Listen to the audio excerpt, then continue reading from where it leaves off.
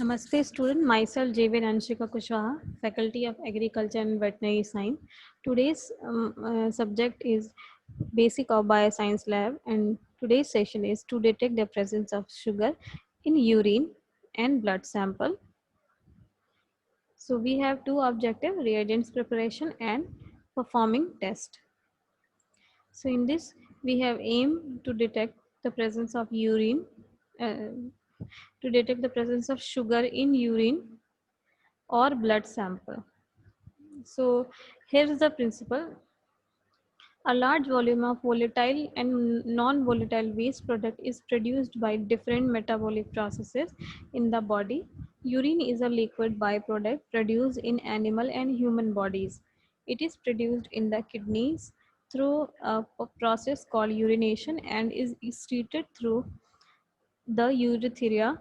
Urination is the primary method of excreting water-soluble chemicals from the body. Normal constituent of urine.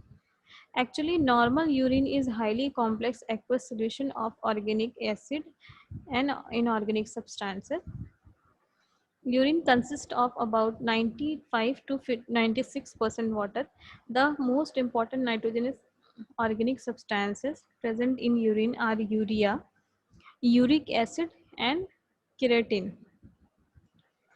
The other organic substances are oxalic acid and lactic acid. The principal inorganic constituent of urine are sodium chloride, potassium chloride, sulfates and phosphate.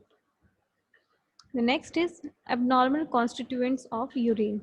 The abnormal constituents of urine are sugar, ketone bodies, blood, protein and bile. Ordinarily, glucose is absent in normal urine, but when the glucose level is blood exceeds the renal threshold glucose start to appear in urine. The presence of glucose in urine is called glucosuria and is usually an indication of diabetes mellitus.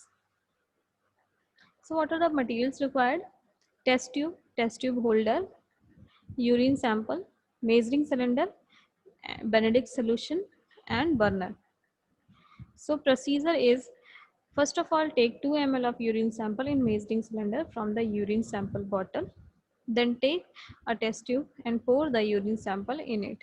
Then take 5 ml of Benedict's reagent in a measuring cylinder. Then add Benedict's reagent to the test tube that contains urine sample.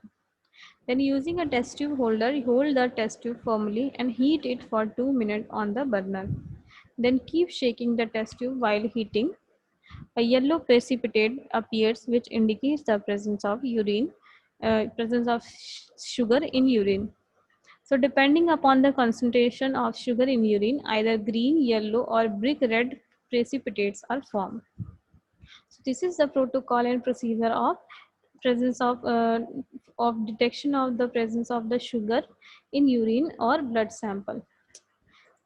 Thank you, student. If you have any kind of query, you can write down in comment section. I will resolve it.